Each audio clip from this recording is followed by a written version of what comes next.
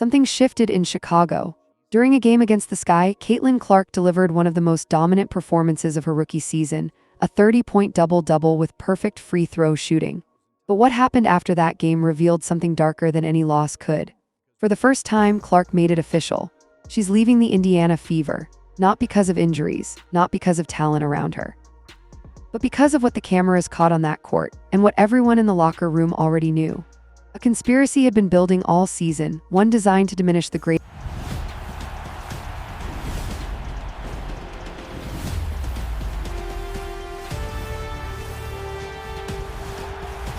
The fact that Stephanie White refuses to credit Caitlin Clark, especially in front of the team, like she already didn't want to give her no credit for the game winner versus the Washington Mystics when she bailed her out. Now Caitlin Clark bailed you out again, you and Kelsey Mitchell, but for whatever reason, you want to keep trying to credit Kelsey Mitchell at the podium. It's weird. It's odd. It makes no sense. After dropping 30 points and 7 rebounds against Chicago, Caitlin Clark walked into the locker room expecting acknowledgement. Historic numbers for a rookie game winner in overtime. Instead, she got erasure. Stephanie White stood in front of the team and refused to mention her name even once. White talked about weathering storms, collective positivity, coming together, and growth. Generic praise that could have described any. Really good job. Okay, really good job. We weathered the storms. Okay, we came together. Y'all, I heard you more in huddles and in timeouts than I've heard you all year long. That matters. That matters, right? The collective positivity, the collective accountability, talking each other up, that is huge, y'all. Game. Not a single word about the player who carried them to victory. Analysts watching the footage couldn't believe it. A head coach deliberately avoiding the way that we came together, going into overtime, coming together and finishing this game. Yes. All right, great job. That we grew today. Yeah. We grew today. I'm proud of you guys. Recognition of her franchise's most talented player after a performance that should have been celebrated across the league. This wasn't a coaching technique. This was intentional. The pattern didn't start here, but this moment crystallized what Clark had been feeling all season. Every time she carried the team, White found ways to redirect credit. Before going further, if you're enjoying this video, don't forget to smash that subscribe button. It really helps us keep bringing you the content you love. Share this video with your friends so they don't miss out on all the drama and excitement. I think I said this when C was drafted here. It's like when you have the bookends, when you have a point guard, and you have a center, that are special. You can build a team around that. And certainly then you add in Kelsey, who had already been here, and she had a quiet 19, right? Elsewhere, every dominant performance met with silence or deflection. The locker room moment was the first domino. At the podium, Stephanie White suddenly found her voice, just not to talk about Caitlin Clark. She launched into her philosophy about building around a point guard and center, about having bookends. That's Clark and Aliyah Boston. But then White pivoted. She wanted to tell a different story. She talked about Kelsey Mitchell having a quiet 19. That's what made the cut. That's what deserved mention at the press conference. Here's what the narrative ignored. Mitchell was 7 of 17 from the field. In the final minute with the Fever up 5, Mitchell forced a terrible, selfish layup that nearly cost them everything. The shot went off her leg, the lead was cut to 3, and chaos erupted. That's not quiet excellence. That's not worthy of post-game praise. But Stephanie White needed a co-star narrative. She needed to diminish Clark's dominance by elevating Mitchell's mediocre night. The algorithm was clear. Give credit to anyone but the rookie superstar who actually saved the game.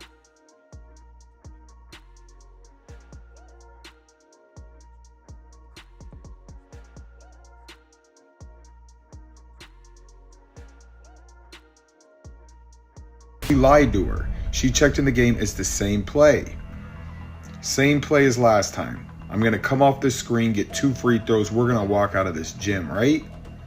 Okay, call a timeout. We get the ball at half.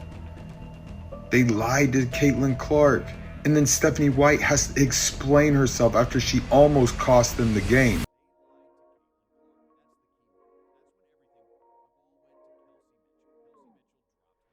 The statistics made the conspiracy obvious. Caitlin Clark, 32 points, 7 rebounds, 11 of 11 from the free throw line, leading scorer, primary playmaker, the reason Indiana had any chance at victory. Look at Caitlin Clark, her hands up. What the heck happened? Kelsey Mitchell drops the pass. She knows they messed up.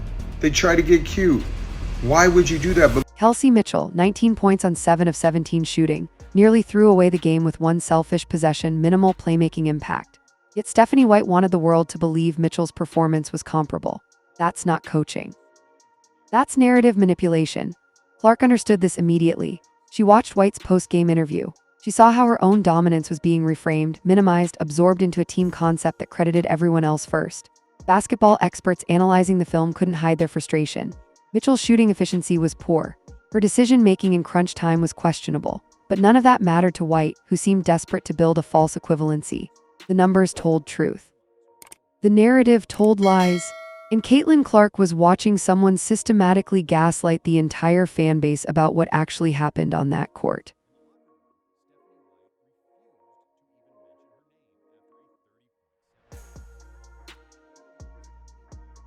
The moment everything broke happened in overtime with the score tied. Stephanie White drew up a play, a pick and roll designed to get the ball to Caitlin Clark, the obvious choice, the player who'd been perfect from the line, the one who'd already carried them this far. Clark checked in expecting the same execution. She was ready, but White changed it. Instead of running the play as designed, instead of trusting her superstar, White forced the ball to Kelsey Mitchell. Clark's hand. Caitlin Clark has lost all faith in Stephanie White and her play calling. Look at it. She lied to her. She checked in the game as the same play. Same play as last time. I'm going to come off this screen, get 2 free throws. We're going to walk out of this gym, right? Okay, call a timeout. We get the ball at half. They lied to Caitlin Clark. Hands went up in confusion. She knew the play, she'd practiced it. She was open. The look on her face said everything. They lied to me.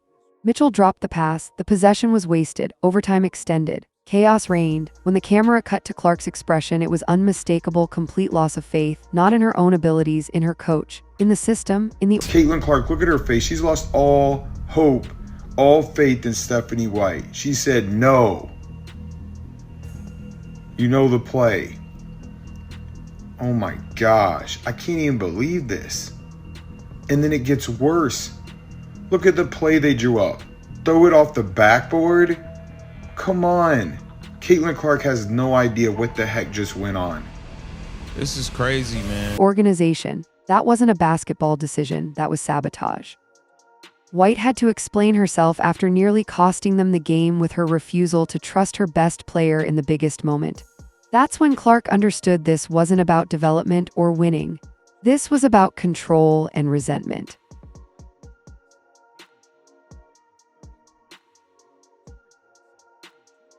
Stephanie White and Kelsey Mitchell understood something fundamental. If Caitlin Clark kept being the sole reason for victories, if she kept putting up historic numbers, if she kept being the franchise's undeniable savior, then eventually she'd realize she didn't need any of them. She'd outgrow Indiana. She'd demand out, so they conspired to diminish her, to minimize her role, to force Mitchell and... Kelsey Mitchell was 7 of 17 for 19 points. Bro, she did. If this lady not scoring, she don't do nothing. She did have maybe this was a career high, 3 assists. I don't know. But like, you don't need to try to insert Kelsey Mitchell into everything. To the spotlight regardless of performance. It's the classic insecure authority figure playbook.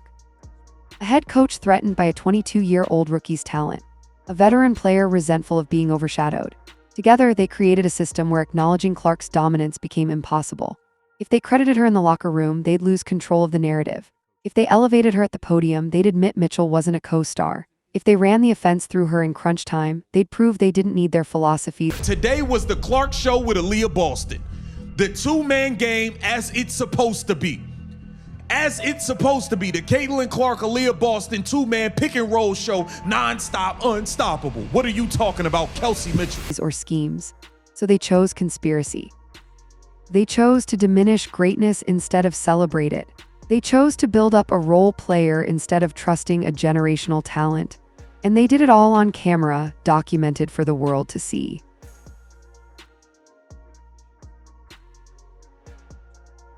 Sitting in that locker room listening to Stephanie White refuse to even mention her name after 30 points and 7 rebounds, Caitlin Clark made her choice.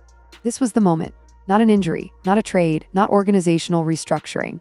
A head coach's deliberate silence. A coach who wouldn't credit her 32-point double-double, who talked about everything else, who praised teamwork while ignoring the one player carrying that team. Analysts breaking down the footage couldn't hide their disgust. Mitchell on 7 of 17, Clark on near-perfect execution. Yet White's message was clear: Kelsey Mitchell deserved credit. The rest of the team deserved acknowledgement. Caitlin Clark deserved... You didn't even mention her 30-point double-double. Didn't even mention it. Kelsey Mitchell was 7 of 17 for 19 points. Bro, if this lady not scoring, she don't do nothing. Silence. That's not coaching, that's psychological warfare. Clark confirmed her exit that night. She'd finished professionally, that's who she is. But when this season ended, she was gone. Not because of anything external, because of what happened internally. Kelsey Mitchell, you don't want to give Caitlin Clark any credit. You don't want to credit her in the locker room. None of that. You didn't mention her 32-point double-double with 7 rebounds. You mentioned none of it. You talked about everything but Caitlin Clark. It's disgusting, bro. It's disgusting. Coach and teammate had shown her she wasn't valued. An organization had allowed the conspiracy to flourish. And a generational talent had decided she wouldn't waste another season fighting for basic respect from people who didn't deserve her talent.